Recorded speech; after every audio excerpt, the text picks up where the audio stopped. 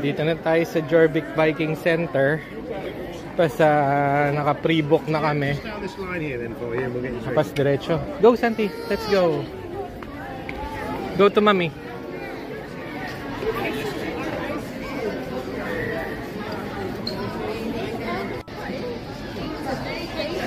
Ito na yung entrance. At hindi na tayo pipila sa queue kasi nga nakapag pre-book na tayo earlier.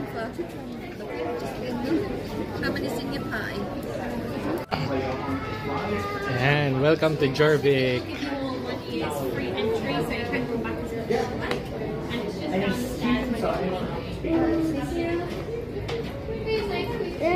Excited yung ating batuta. At nangunguna. For 1 year yung ticket natin. Pwede tayong pabalik-balik. Walang problema. So, there.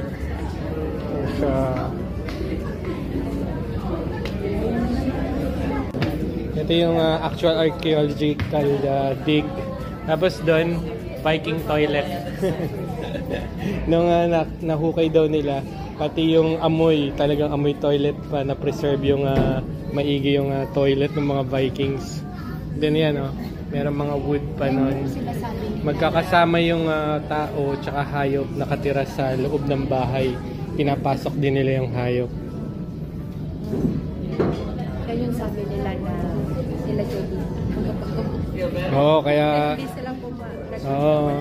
Kaya pagpasok natin dyan, talagang may maaamoy tayo na... Oo, part of history talaga nila yan eh. Kung ano yung buhay nila dati. Ganon, may experience natin dito. Bali yung tour na to, may sasakyan tayo, no? Parang train. Sasakay ulit si Santi ng train. Tapos going over this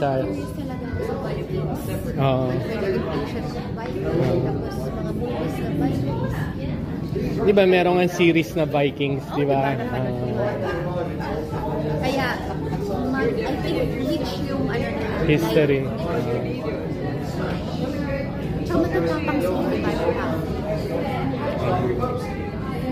Yung mga nahukay sila. Ito part ng archaeological dig nila. Ayan meron sila mga hukay na boots.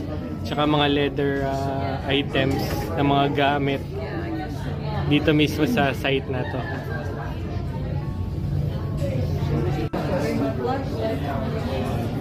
Ito, part din ng bahay ng mga Vikings. Old wood na siya, pero ang tibay pa na na-preserve.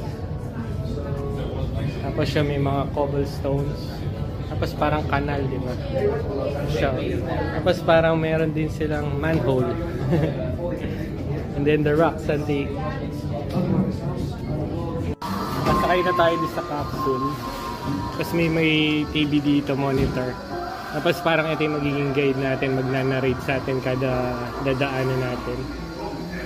Si Santi, nagpagitna siya, medyo natakot eh. Kasi syempre, madilim, first time. Pero brave naman yung aming Santi. Ayan, sumakay pa rin. Daring talaga to si Santi. Ayan. Jorvik expanded. Ahead lies the city with countless houses arranged, many of them newly rebuilt. Some, like this village, a vintage unintended half railway to walk to celebrate this. Slaves moved from Tottenham and Dublin and elsewhere, bringing with them the story of their raids around the city. Here's Sigurd and Beanbags. Connecting the cone with the village of Lancashire, the ones found here are made from many pieces. Look inside and you can see his wife by the fire. Grummet, the blacksmith, is teaching his son how to sharpen a knife he just made. The street of the cookmakers.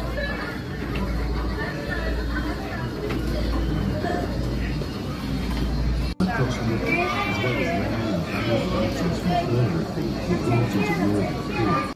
Supplying this food may have been one of the reasons for the major changes in the countryside we see around Jorvik at this time.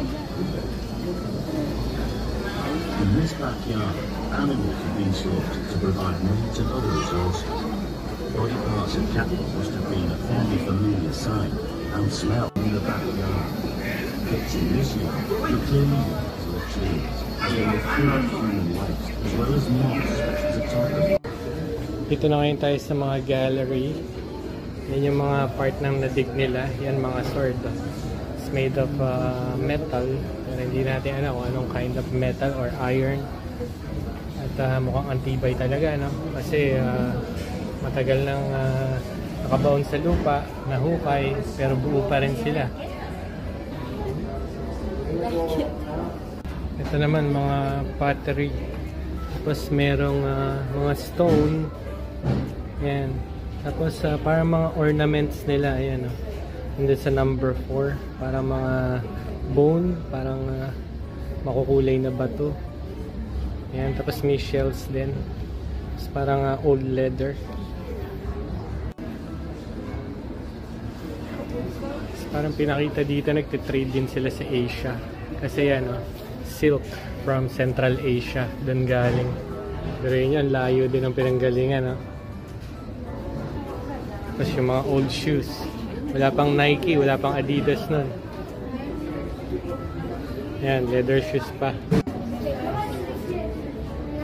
Here are some old bones na nadig din nila. So, bone ng Viking na nakatira dati din dito.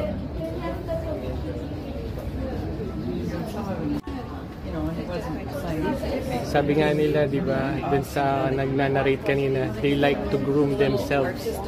Kaya ito, marami silang na-dig na mga combs. So ito, another bone ng Viking. Mixed ancestry daw to. Man siya. Yung kaninang nakita natin, babae yun, woman. Viking age, Wingate. Ito naman, jewelry nila, oh.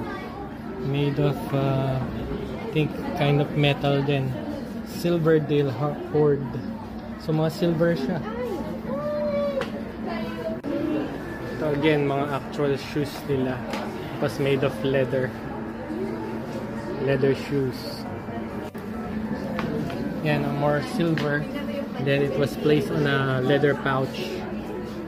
Siguro ganyan nila nakuha yan, na nandiyan pa sa pouch, kaya kasama yung pouch. Tibay ng leather. Pero yung silver, talagang pure silver, kaya ang ganda pa rin. Ito, may old pan dito. Lutuan nila. Wala na yung handle kasi siguro kahoy yung handle nila. Ito naman, padlock and key. Ito. Old padlock and key. Dito, mahilig din sila sa pottery. Yan. May malalaking pots din sila. Cooking and eating pala to. Ginagamit to sa pagkain nila. Siguro malaking pamilya. Ganyan. Lutuan. Tsaka lagyan siguro ng honey. Ng tubig. Tapayan, di ba? Yan. Ito, parang naman to. Textile making.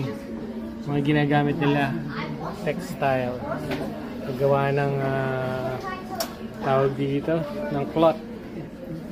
Kung ang mga bata ngayon, gadgets, ito ang games and pastimes noong time ng mga Viking, ng mga bata. Tsaka siguro, yung mga parents na rin, di ba?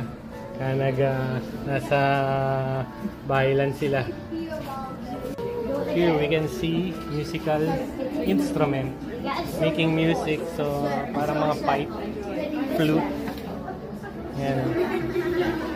Parang harmonica. Pero parang flute siya na maliliit. Sila dito ng bones. Ang lalaki nilang tao, no?